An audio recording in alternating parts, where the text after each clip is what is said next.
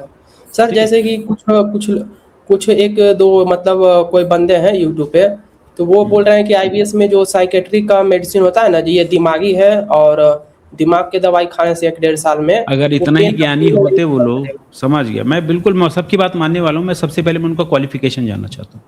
हाँ जी सर। मैं सब मान जाऊँगा। क्या क्या वो क्वालिफ़ाइड है? अच्छा एक सिंपल बात बताओ, आप गूगल पे जाओगे, तो गूगल में आपका मान लो कोडिंग का कोई सॉफ्टवेयर का एक इंटरव्यू है, तो सबसे पहले वो गूगल वाला क्या माँगेगा आपसे? क्वालिफिकेशन। क्वालिफ़िकेशन। क्वालिफ़िकेशन माँगेगा ना? बोलो सर क्वालिफ़िकेशन तो नहीं है लेकिन बहुत अच्छी कोडिंग करता हूँ मैं यूट्यूब से देख-देख के सीख लिया हूँ, यूट्यूब में मुझे बताया है, तो गूगल वाले क्या बोलेंगे? Get out. नहीं चाहिए। Get out! आप फॉर्म ही नहीं भरेंगे, बुलाएँगे नहीं उसको।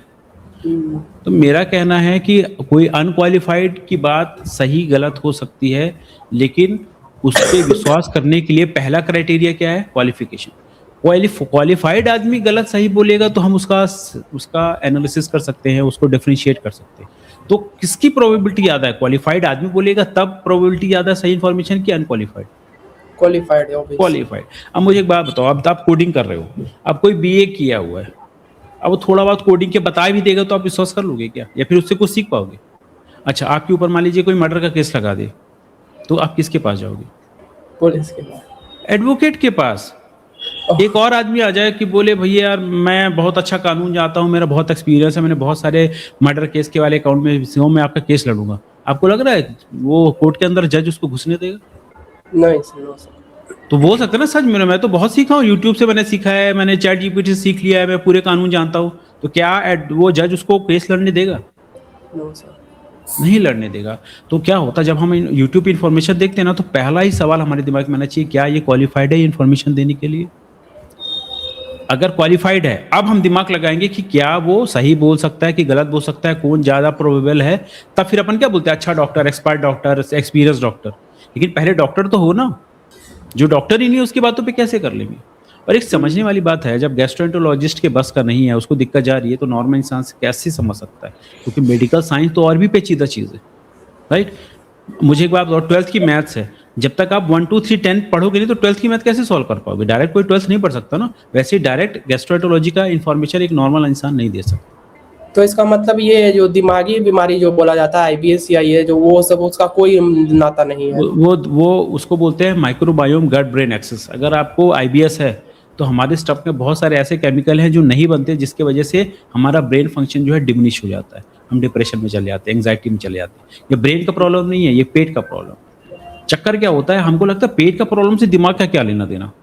उस दिमाग का लेना देना ये है कि पेट में एक चीज़ बनती है ब्यूटेरिक एसिड, जो बैक्टीरिया बनाता है। वो अगर ब्यूटेरिक एसिड नहीं बनाएगा तो हमारा ब्रेन फंक्शन में दिक्कत जाएगी। इसी को बोलते हैं माइक्रोबायोम गट ब्रेन एक्सेस। ये पेट हाँ का सर, बीमारी इसका भी है लेकिन वीडियो अफेक्ट। 8 मिनट का देखा था मैंने आपका, शायद आपने समझाया था। हाँ, तो उसमें उसमें मैंने समझाया था, डिटेल में समझाया है उसमें। हम्म। तो ये दिमाग में असर तो करता है, लेकिन ये दिमाग की प्रॉब्लम नहीं है, ये पेट की प्रॉब्लम है। जैसे आपके पास पैसा कम हो जाए, आप पढ़ाई नहीं कर पाओ, भले आप में बहुत बुद्धि है, लेकिन पैसे ही नहीं है, एडमिशन ही नहीं हो, तो आप नहीं पढ़ पाओगे। तो बाकी लोग क्या बोलेंगे, अरे यार ये तो गधा आदमी है। तो एक्चुअली ये उसके दिमाग के, उसका स्टूडेंट में फुल कैपेबल है, लेकिन पैसा ही नहीं है उसके पास। वैसे ही दिमाग के अंदर पूरी कैपेसिटी है, लेकिन उसको ब्यूटेट्स मिल ही नहीं रहा, उसको जिस पे वो चलता है वो मिल ही नहीं रहा उसको। इसीलिए वो फंक्शन इफेक्ट हो जाता है। तो उल्टा है, वो दिमाग की बीमारी नहीं है, वो पेट की बीमारी है। इसीलिए तो पेचीदा है ना आईबीएस। और अच्छा। साइकियाट्रिस्ट दिमाग का इंस्ट्रूमेंट देते रहते हैं, बेसिक प्रॉब्लम को सॉल्व नहीं करते, इसलिए वो पेशेंट कभी ठीक नहीं हो पाता। कितना तो साइकेट्रिस्ट सर वो 1 डेढ़ साल तो वो दिमागी का ही दवाई चलाता है और बहुत करियर बढ़िया। भी तो पूरा। अगर ये वाक़ई दिमाग की बीमारी होता तो 1.5 साल में ठीक हो जाता ना, हाँ जी सर। ठीक है? और दवाई देने से आराम मिल जाता।